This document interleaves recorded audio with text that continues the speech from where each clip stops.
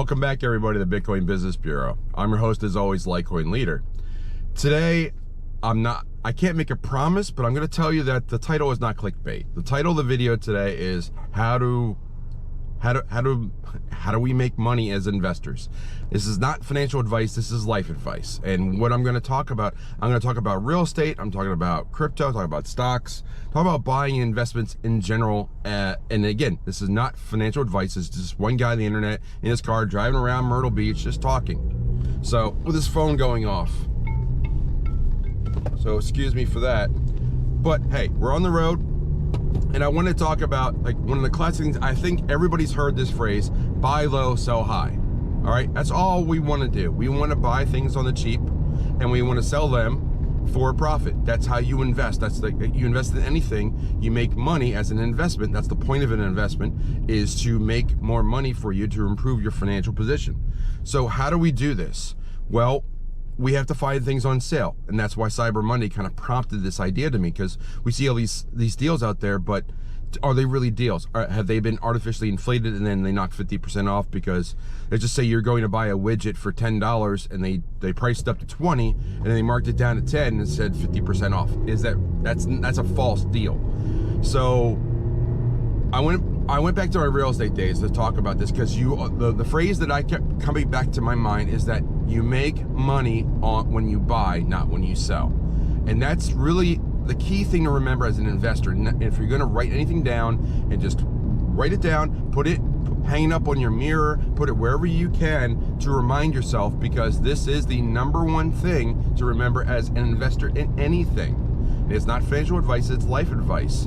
You make money when you buy, not when you sell. So let's go back to real estate. Now, I'm in Myrtle Beach, as people know, and I looked up today, because I can find this information very easily in most markets. The average sales price of a house in Myrtle Beach as of October 2021, most recent information I have, is about $270,000 for a house. Now, you might be in a market that's way higher, might be in a market that's way lower, but on average, in this town, in Myrtle Beach, a house is $270,000. Now, I will tell you that does not get you a house on the beach, by the ocean, but it gets you an average house in Myrtle Beach.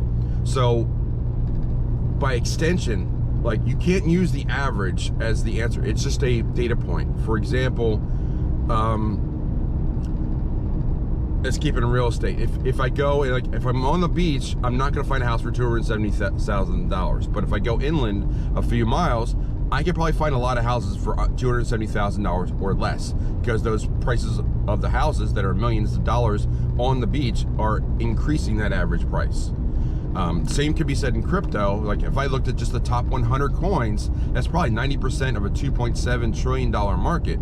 So you could say that, over $2 trillion is in the top 100. So the average price should be $20 billion just by math. But is that true? Like, if project number 100 may not be the right answer for you, and it may not be an investment at $20 billion, because it's really a $4 billion project. So you can't use averages, is what I'm saying. So you need to get more local. And when you get more local in real estate, you look at neighborhoods. You find good neighborhoods. There's like, if I want to find a price, I find the average price in that neighborhood, and I look for deals in that neighborhood. And that's what you really need to do. I'm at a stop. I can take the sunglasses off for a minute. You actually see I have a face, I have eyes. Look at this. But what you want to do is you want to stay localized and just say, here's a good neighborhood. I wish I own a property here. And then if and when I do, this is a good price, because I know the average value of this neighborhood, not just the average price of crypto in general. So, there went my phone. But that's just one option. Another option is, like, when you do this in real estate, you're looking for good neighborhoods. To take it to crypto, right, you're looking for good projects. So you want to find good projects that are out there and keep an eye on them. So you start with the real estate analogy. Is like, again, you make money when you buy. So you know the market. You know that this neighborhood might be a $300,000 neighborhood, but if you could buy a property for $240,000 in there, it might require a little bit of fix up, whatever, but you're going to make money on it because you bought it right. You bought it on sale, which is the entire that's the entire plan that you're trying to do this. So taking into crypto, instead of neighborhoods, It's good projects. You find good projects and you look for sales on those projects. So that's where you come into, it's a mixture of two different things. You are looking at technical analysis and indicators and prices and alerts and things like that on good projects, but you need to have a list of good projects.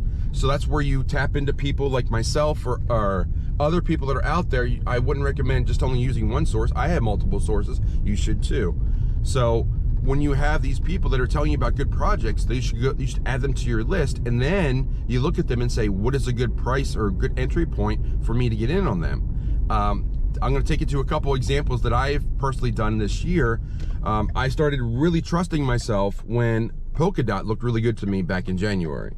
And I said, it was $10 or $11. I said, everything I looked on my chart looks great. I really want to own some Polkadot. I'm going to wait. But I said to myself, I'm going to wait for the price to come down a little bit and I'm going to buy in. Never happened. It went from $10 straight up to 30.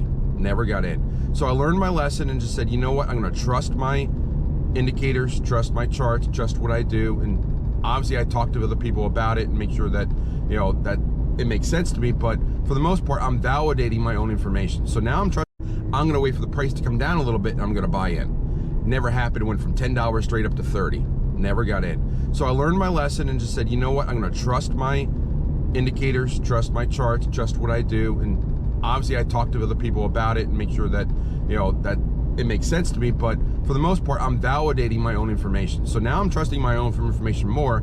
And about a few weeks later, I saw Adam at $8 and said, I need to jump in on this because it's a mixture of two different things. You are looking at technical analysis and indicators and prices and alerts and things like that on good projects, but you need to have a list of good projects. So that's where you tap into people like myself or other people that are out there. I wouldn't recommend just only using one source. I have multiple sources. You should too. So when you have these people that are telling you about good projects, you should add them to your list, and then you look at them and say, what is a good price or a good entry point for me to get in on them? I'm going to take you to a couple examples that I've personally done this year. I started really trusting myself when Polkadot looked really good to me back in January. And I said, it was $10 or $11. I said, everything I looked on my chart looks great. I really want to own some Polkadot. I'm going to wait. But I said to myself, I'm going to wait for the price to come down a little bit and I'm going to buy in. Never happened. It went from $10 straight up to 30. Never got in. So I learned my lesson and just said, you know what? I'm going to trust my indicators, trust my charts, trust what I do. And obviously I talk to other people about it and make sure that, that it makes sense to me. But for the most part, I'm validating my own information. So now I'm trusting my own information more. And about a few weeks later, I saw Adam at $8 and said, I need to jump in on this because every chart I look at says this should be in the teens, 15, 16. So I had three things, which I always talk about, three things you need to have. You need to have a good project, an entry target, and a plan. I had a plan for like when I was going to buy enough so that I could start selling and laddering out. And I'll post a lot of these videos up here in the corner about Adam and laddering out. And I set ladder out targets for when it was doubling. So I said, well, I'll buy in at 8. I'm going to ladder out around 14 to 16, take my profits and run because I trust my charts. So I trusted my charting. I went with that.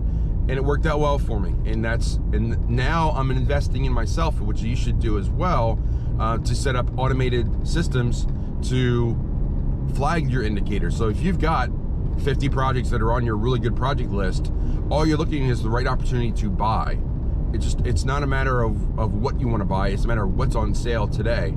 You have a list that you want to be, projects you want to be either trading through and making a profit on or holding long term. So again, know how to buy it, know where to store it, and know your exit strategy.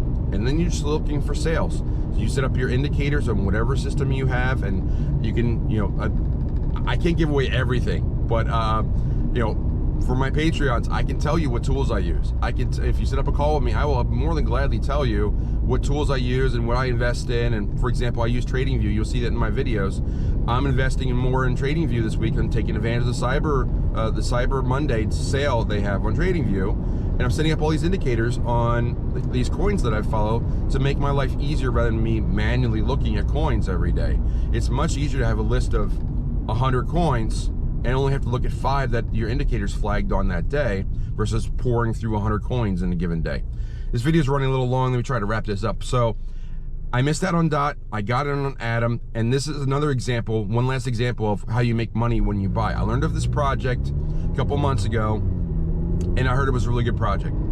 And several of us were gonna get in, and I started looking at it, and some people FOMO'd right in. And that, to me, is the wrong thing. That's just like, to me, like you guys know I like Theta. So if you bought Theta at when it was running up to 15, that was a great project, wrong time to buy. Now, with everything, a lot of things are retracing 50%, that's usually a good time to buy. So we happened into a project that was, we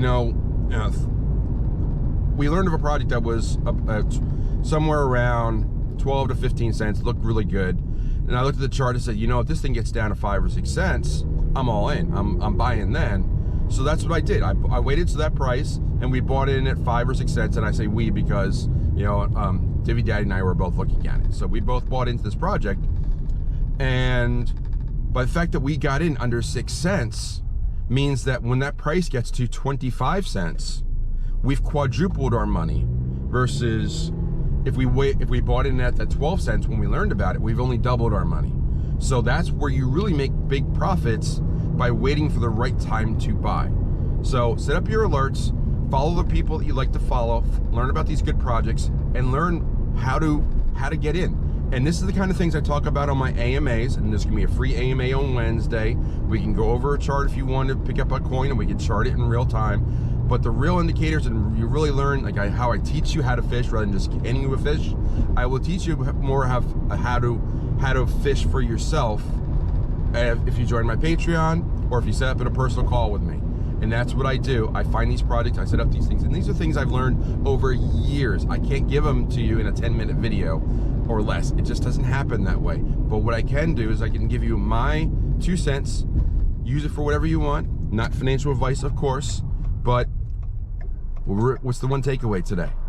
You make money when you buy. And there's my phone again telling me it's been 10 minutes again.